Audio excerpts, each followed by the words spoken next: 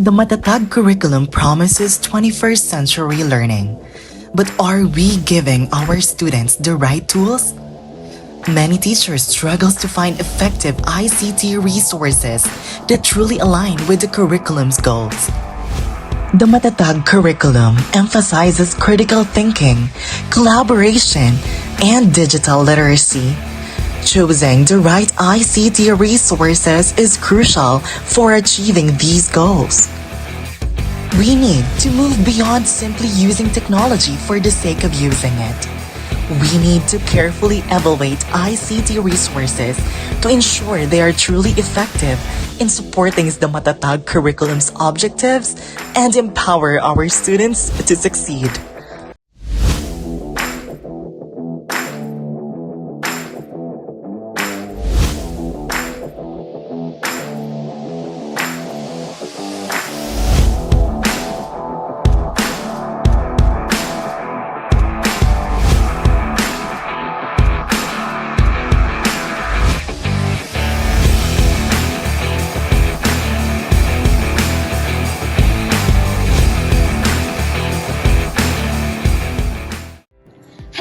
Future top-notchers, how are you doing? Welcome to today's virtual report on essential topics in educational technology.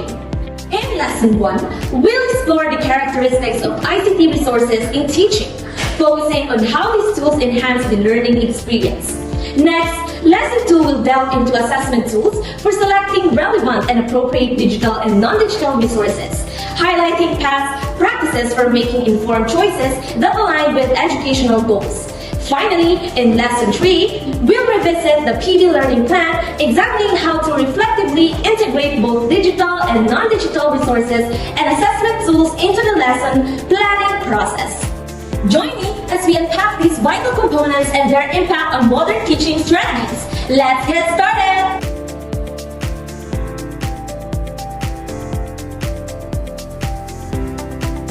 According to Edgar Dale, regarding the cone of experience is the best teacher.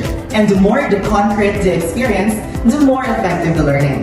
The cone of experience helps us understand how we learn and remember. It looks like a pyramid, showing different types of learning. At the bottom are direct experiences, like doing things ourselves.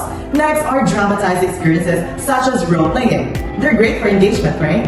Above that are demonstrations, where we watch someone show us how to do something. Then we have field trips and visits. Next are audiovisual materials like videos and presentations. Higher up are verbal symbols like lectures and discussions. And finally at the top are visual symbols like charts and graphs. The cone of experience shows that the more active and engaging our learning is, the better we remember it.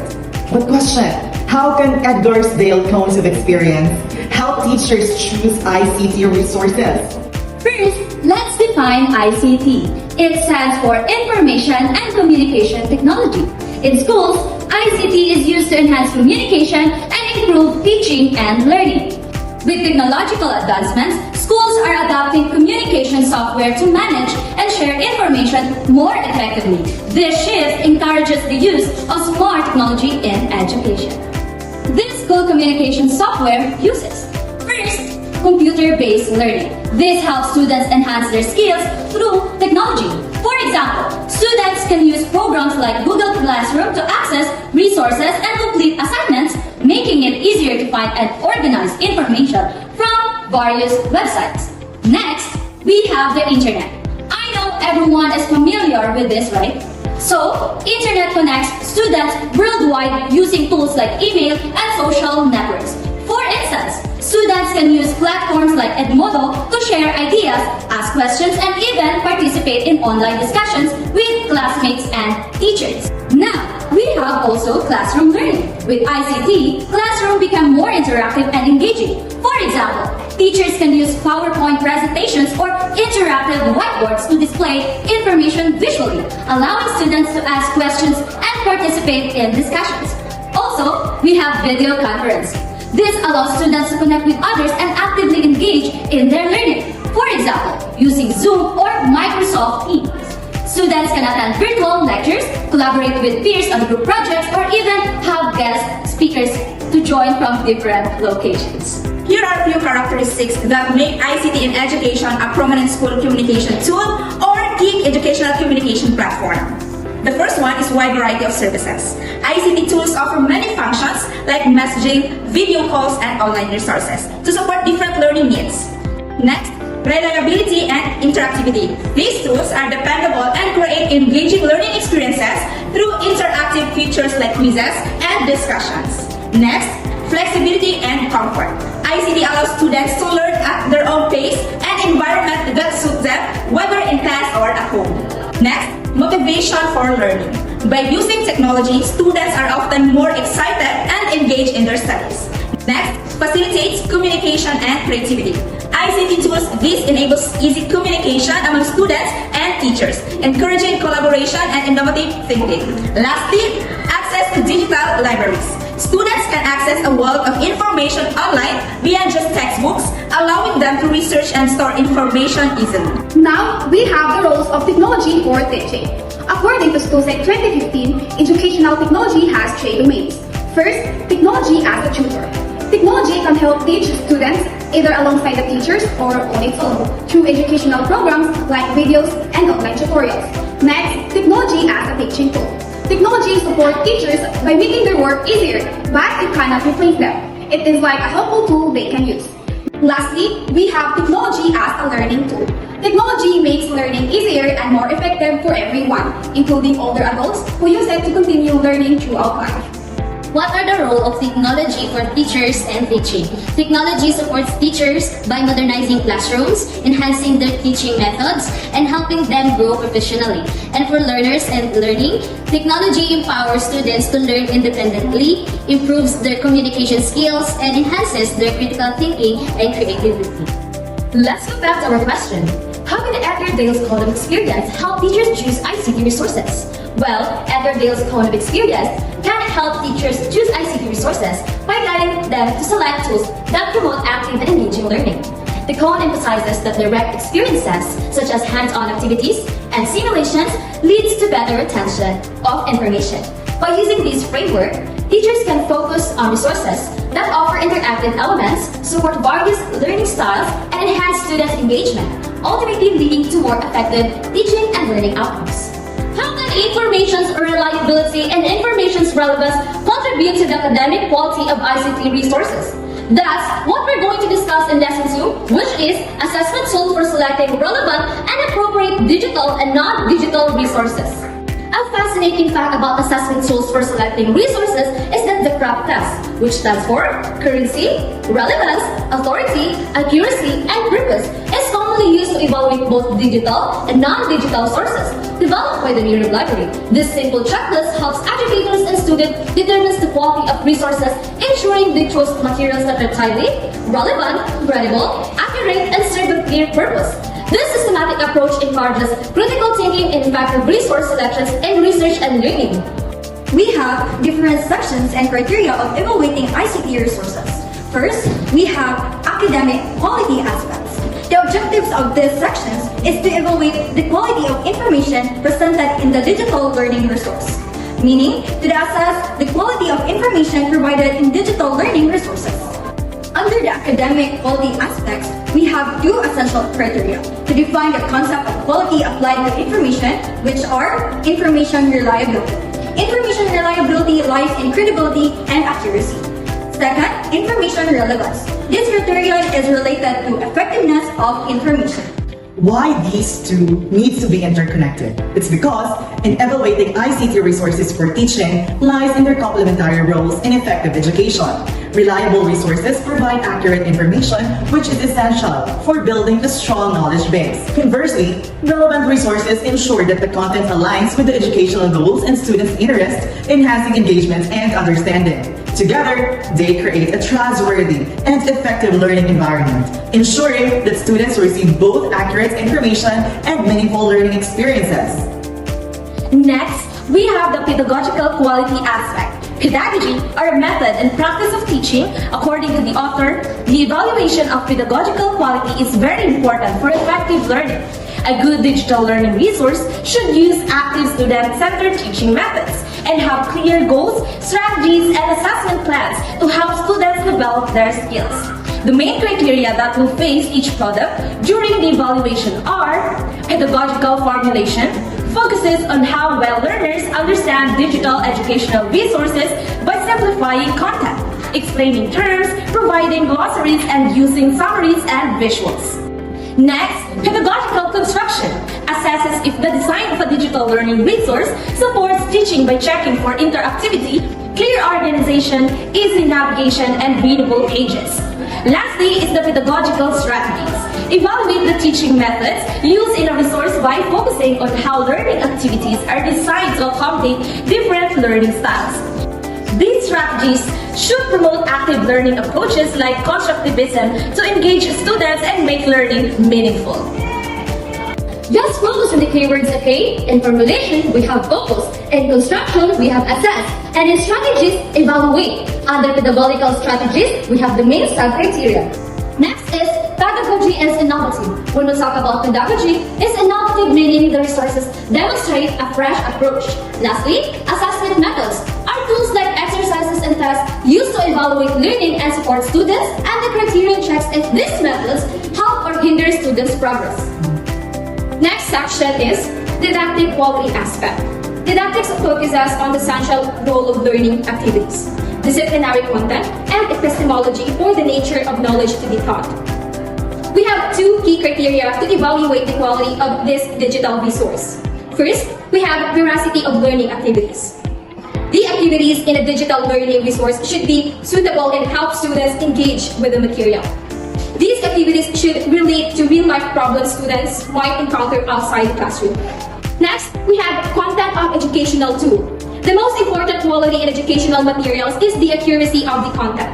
Reviewers must check for any biases or errors, ensure that the information is accurate and balanced, and confirm that the content matches the learning goals and is appropriate for the intended audience.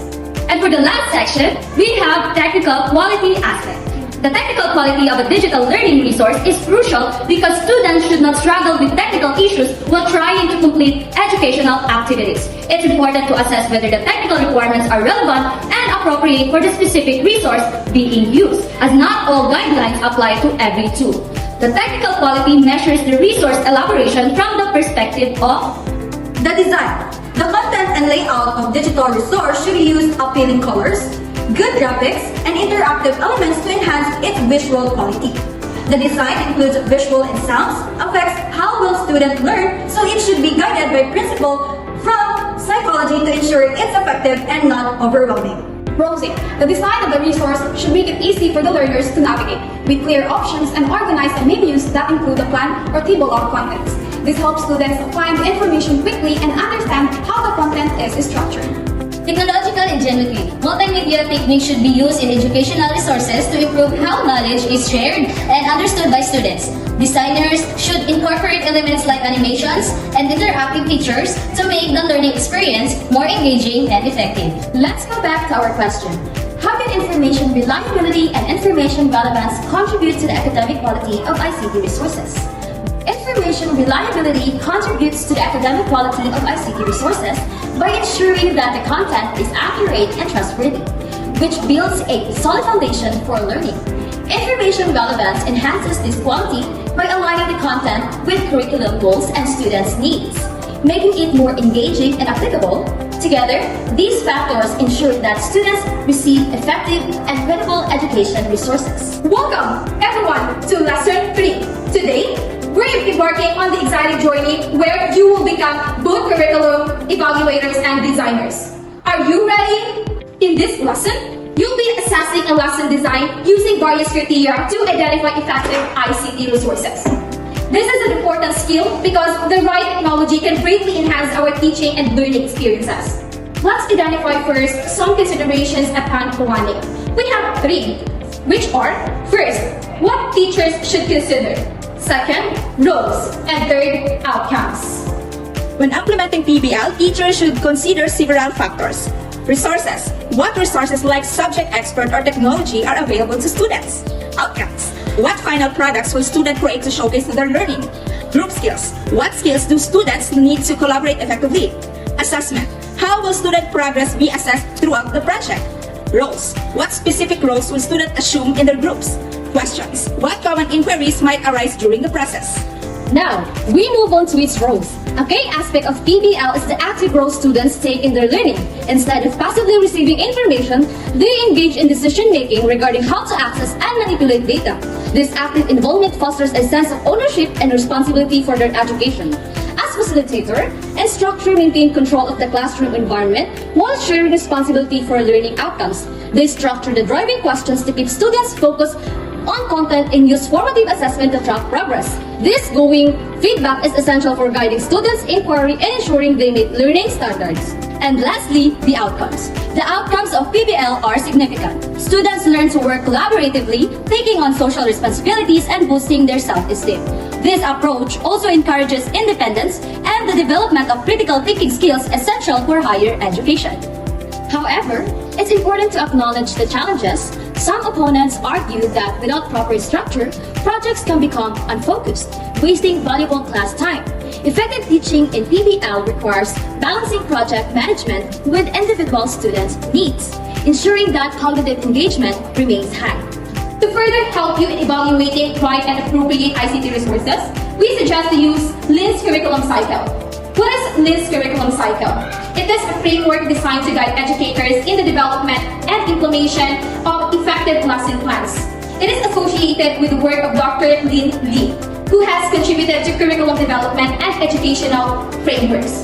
The specific model emphasizes a systematic approach, structured and organized, to lesson planning and evaluation, focusing on continuous improvements in teaching practices. This cycle, or the cycle, typically includes the following phases. First, planning. Second, implementation. Third, assessment. And lastly, reflection. Let us start with planning. Identify clear learning objectives and outcomes. Select appropriate resources and strategies to meet these goals. For the second one, we have implementation. Execute the lesson plan, facilitating student engagement and interaction. This phase emphasizes active learning and collaboration. Third, we have assessment. Monitor student progress through formative assessments. Gather feedback to evaluate understanding and inform instructional adjustments. And lastly, we have reflection. After the lesson, analyze the effectiveness of the teaching methods and resources used. Reflect on student outcomes to identify areas for improvements in the future lessons. This cycle encourages educators to be flexible and responsive, ensuring that teaching methods are tailored to meet the needs of students and promote deeper learning. Like any instructional method, the success of PBL depends on its implementation. When done well, it can lead to profound learning experiences. As we wrap up our session today, let's reflect on the key topics we covered across our lessons. In Lesson 1, we learned that good ICT resources should be relevant, easy to use, engaging, and suitable for different learning styles. In Lesson 2, we focus on choosing the right digital and non-digital resources, stressing the need to align them with our learning goals. In Lesson 3, we discuss how to integrate these resources into our project-based learning plan for a complete learning experience that encourages collaboration. Overall, these lessons emphasize the importance of careful planning and resource selection to enhance our teaching and support student learning.